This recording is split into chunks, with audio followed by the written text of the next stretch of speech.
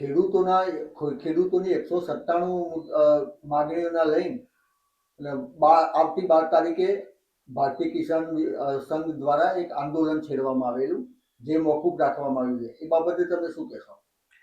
આપણે સૌ જાણીએ છીએ કે ભારતીય જનતા પાર્ટી છેલ્લા 30-32 વર્ષથી કિસાન વિરોધી તમામ રીતે એમને કિસાનોનું શોષણ કરવા માટે દરેક હથકંડા અપનાવ્યા છે.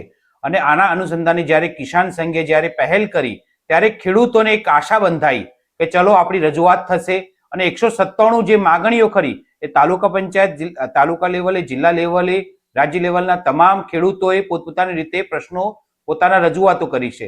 અને એ રજૂઆતના અનુસંધાને 197 જ્યારે માગણીઓ પૂરી થઈ અને એની માગણી ગાંધીનગર જવાની હતી, તો ત્યારે ખેડૂતોને એક આશા બંધાઈ કે આપણી માગણી સરકાર સમક્ષ મુકાશે અને સરકાર કરી એ અમારી માગણી સંતોષ છે.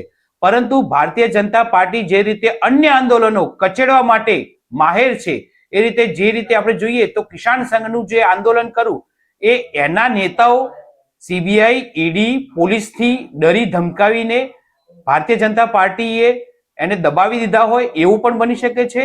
અથવા તો આ ભારતીય કિસાન સંઘ ખરું એ ભારતીય જનતા પાર્ટીનું એક પોપટ સમાન થયું છે. અને આ પોપટ જ્યાં સુધી પોપટને બોલવાનું કીધું હોય એ રીતે તે બોલે અને જ્યારે એને કીધું કે બંધ થઈ જાઓ તો બંધ થઈ જાય. તો ભારતીય જનતા પાર્ટી એ આ કિસાન સંઘને પોપટની પિંજરામાં જે હોય એ રીતે એને રાખેલું છે.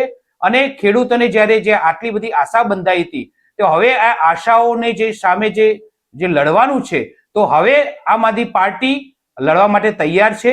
અમે હંમેશા ખેડૂતો માટે, શોષિતો માટે, દલિતો માટે, મહિલાઓ માટે, વિદ્યાર્થીઓ માટે લડતા આવ્યા છીએ અને જેલમાં જવું પડે, મુદ્દતો ભરવી પડે તો એના માટે પણ તૈયાર છીએ.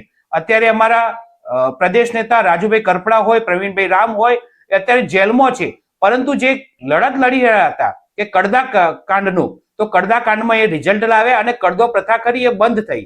તો એક સમયે આ અમારા ઉપર પણ આ રીતે દબાણો હોય છે, પોલીસના, સીબીઆઈના, ઈડીના. તો અમે તો એનાથી ડરતા નથી. તો ભારતીય કિસાન સંઘને પણ અમે વિનંતી કરીએ છીએ કે તમે પણ ડરવાનું બંધ કરો અને આ તાનાશાહી અને જો હુકમી વાળી ભારતીય જનતા પાર્ટી છે એના સામે લડવા તૈયાર થો. જે રીતે દિલ્હીના અંદર 1-1.5 વર્ષ સુધી ખેડૂતો લડ્યા, 3 કાનૂની જે ખેડૂતો વિરુદ્ધ જે કાયદા હતા એના માટે ખેડૂતો પોતાના હક માટે લડ્યા અને એના અંદર 700 થી વધારે ખેડૂતોએ પોતાના જીવનું બલિદાન આપ્યું.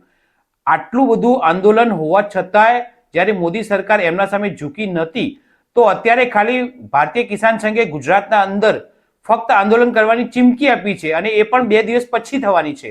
તો ગુજરાત સરકારે એમને કયા આશ્વાસન આપ્યા છે? આ પણ પ્રશ્ન થાય છે કે જો આશ્વાસન આપ્યા છે તો ગુજરાત સરકાર પાસેથી આશ્વાસન લેખિતમાં લેવા જોઈએ. કારણ કે ગુજરાત સરકારે અગાઉ કેટલાય આશ્વાસનો આપ્યા છે જે ફળીભૂત થયા નથી હાલની તારીખે પણ.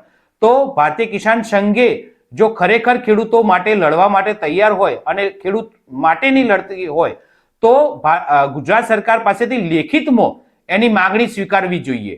જો આ નથી થતું તો આપણે સૌએ માની લેવું જોઈએ કે આ ભારતીય કિસાન સંઘ ખરું એ ભારતીય જનતા પાર્ટીની એક પાંખ છે અને પાંખ તરીકે કામ કરી રહી છે.